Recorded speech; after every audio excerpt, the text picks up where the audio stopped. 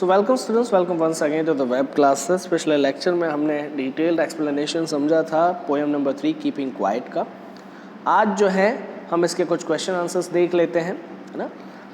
सो पहला क्वेश्चन क्या दिया हुआ है, what will counting up to 12 and keeping still help us achieve, है ना। 12 तक गिनने से और शांति से खड़े रहने से हमें क्या हासिल होता है। If we count up to 12 and keep still it will give us some time to analyse our dates, है ना। इससे हम जो है हमारे कर्मों को एनालाइज कर सकते हैं, हमने क्या किया है पास्ट में उसको जो है हम समझ सकते हैं। It will allow us some moments to think about the results of our activities. हो सकता है इससे हम थोड़ा सा समय मिल जाए जिसकी वजह से हम जो काम कर रहे हैं उसका क्या रिजल्ट आएगा उसके बारे में हम सोच सकते हैं।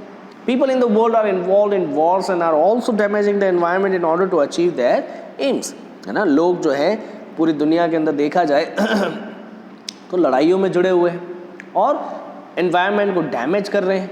क्यों? क्योंकि वो किसी एक पर्टिकुलर एम को जो है क्या करना चाहते हैं, अचीव करना चाहते हैं। Unfortunately this is taking all of us towards our and, है ना। लेकिन ये सारी बातें जो है हमें अंत की ओर ले जा रही हैं। अगर ऐसा होगा तो हमारा मानव जाति का जो है अंत हो जाएगा। And we need to think in order to achieve peace and harmony. और इसी वजह से हमें जो है शांति के बारे में जो है सोचना बहुत ही ज़रूरी है। हार्मोनी मतलब भी शांति ही होता है। Do you think the poet advocates total inactivity and death? अब यहाँ पर ये क्वेश्चन नंबर 2 है। क्या आपको ऐसा लगता है कि पोएट जो है वो हमें टोटली इनएक्टिव और डेथली रहने के लिए कहता है ना? नहीं, the poet does not advocate total inactivity and death. वो उसको फेवर करता ही नहीं।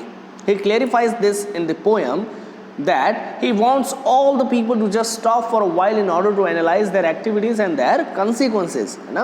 वो क्या कहता है, क्लेरिफाई कर रहा है यहाँ पर पोएम में ही कि वो नहीं चाहता कि भाई टोटल इनएक्टिव हो जाए या मर जाए। वो चाहता है कि हम थोड़ी देर के लिए रुकें और हमारी जो एक्टिविटीज़ हैं इनको एनालाइज करें और उसके क्या रिजल्ट हो सकते हैं उसको चेक करें। He wants human beings not to support war and damage the environment, है ना। वो कहा जा सके मानवता को बिल्कुल भी सपोर्ट नहीं कर रहा है। किस बात के लिए? लड़ाइयों के लिए और एनवायरनमेंट को डैमेज करने के लिए। वो चाहता है कि इन सब चीज़ों को जो है हटा दिया जाए ना, एनवायरनमेंट को सेव किया जाए और वॉर्स को हटा दिया जाए। तीसरा क्वेश्चन क्या है, what is the sadness that the poet refers to in the poem, है ना। किस सैडनेस की ओर जो है यहाँ पर कहा जा सके रेफर किया जा रहा है। The sadness is the result of our own actions and deeds, है ना। किस बात की कहा जा सके निराशा है तो हमारे खुद के कर्मों की, है ना, हमारे खुद के एक्शंस की।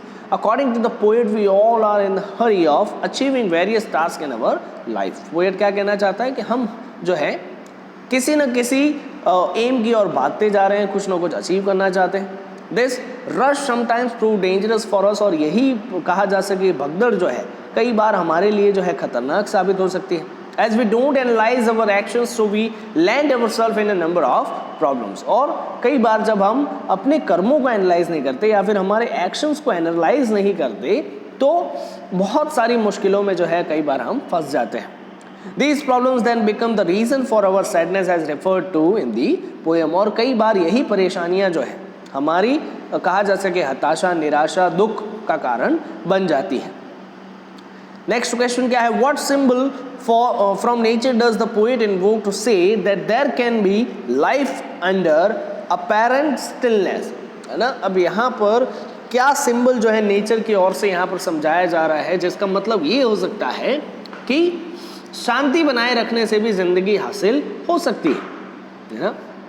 सो the poet takes the example of earth to prove that there can be life under apparent stillness, है ना। इस पृथ्वी का ये एग्जाम्पल ले रही कैसे, the earth never gets inactive, है ना, कि ये जो पृथ्वी है वो कभी इनएक्टिव होती नहीं, हमेशा घूमती रहती है।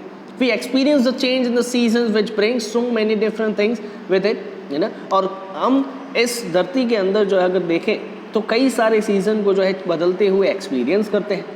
इन winters things came to stand still as water bodies freeze, है ना। जैसे कहा जा सके विंटर्स के टाइम पे अगर देखें तो हर चीज़ें जो है क्या हो जाती है, स्टैंड स्टिल, शांत हो जाती है। जैसे वाटर बॉडीज जो है वो फ्रीज हो जाती है, पानी हिलना बंद हो जाए, बर्फ बन जाता है। The trees shade there leaves, है ना, पेड़ जो है अपने पत्ते छोड़ देते हैं। But as soon as the spring season comes, it brings with the lovely flowers, flowing rivers, and a new life is given to the nature. लेकिन जैसे ही सीज़न बदलती है, स्प्रिंग सीज़न आती है, तो वापस से जो पेड़ रहते हैं उन पर अच्छे अच्छे फ्लावर्स आ जाते हैं, है ना, नदियाँ फिर से बहने लगती हैं. ऐसा लगता है जैसे नेचर को एक नई जिंदगी मिलती है. So the poet wants to convey that we should stay calm, but that doesn't mean that it will bring total inactivity and stillness. और इसीलिए यहाँ पर पोएट कहते हैं कि हमें शांत रहना चाहिए. इसका मतलब ये नहीं है कि टोटल इनएक्टिव हो जाएंगे या स्टिलनेस हमारे अंदर आ जाएगी, ऐसा बिल्कुल भी नहीं होगा. अगर थोड़ी देर रुक कर अगर हम सोचेंगे किसी चीज़ के बारे में, जैसे विंटर में सब कुछ रुक जाता है, तो हो सकता है बाद में हमारी ज़िंदगी में भी वो चीज़ें हमें हासिल हो सके जैसे स्प्रिंग सीजन में हमें हासिल होती है ना. अब देखते हैं आगे कि कौन सी poetic device figure of speech जो है फिगर्स ऑफ स्पीच यहाँ पर इस्तेमाल किए गए. तो सबसे पहले एसोनेंस. एसोनेंस का मतलब क्या होता है, किसी वॉवेल साउंड को बार बार रिपीट करना, है ना. अब यहाँ पर किस लाइन में ये देखा जा सकता है, देखो, now we will count 12, not move our arms so much.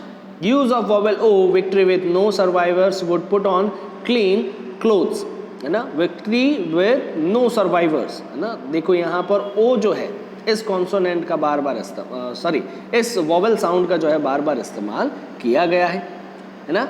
Anaphora. Anaphora का मतलब क्या होता है, 2 consecutive line starting with the word let's, है ना. अगर 2 कंसेक्यूटिव लाइन जो है किसी एक ही कहा जा सके वर्ड से स्टार्ट हो रही है तो उसे हम क्या कहते हैं, एनाफोरा. एलिट्रेशन. एलिट्रेशन का मतलब क्या होता है, कॉन्सोनेंट साउंड अगर 2 या 2 से ज़्यादा बार रिपीट हो तो उसे हम क्या कहते हैं, एलिट्रेशन. देखो यहाँ पर वी विल में क्या लिखा है, WW. वी वुड में भी W, है ना. सडन स्ट्रेंजनेस पे उसमें भी S. His hearts hands H repeat हो रहा है. वॉर्स विथ में W रिपीट हो रहा है. क्लीन क्लोथ्स में C रिपीट हो रहा है ना. We were so single minded, जैसे यहाँ पर W और S रिपीट हो रहा है ना. तो बार बार जब कोई कॉन्सोनेंट साउंड रिपीट हो तो उसे हम एलिट्रेशन कहते हैं ना. अब रिपीटेशन कहाँ पर इस्तेमाल हो रहा है, तो वॉर जो है अगर आप देखोगे तो पोएम के अंदर बार बार रिपीट किया जा रहा है तो उसे हम कह सकते हैं repetition. Enjambment. Enjambment क्या है, and for once could perhaps a huge silence of threatening ourselves with death. अगर आप देखोगे तो अगर कोई एक सेंटेंस जो है उसके अंदर आपको कोई भी जो है पंक्चुएशन मार्क ना दिखाई दे, है ना, कोई भी पंक्चुएशन मार्क ना दिखाई दे तो हम उसे क्या कहते हैं, एंजम बैंड, है ना. सो आई होप आपको समझ में आया होगा ये. मिलते हैं नेक्स्ट लेक्चर में. Till then stay safe, stay home. Thank you.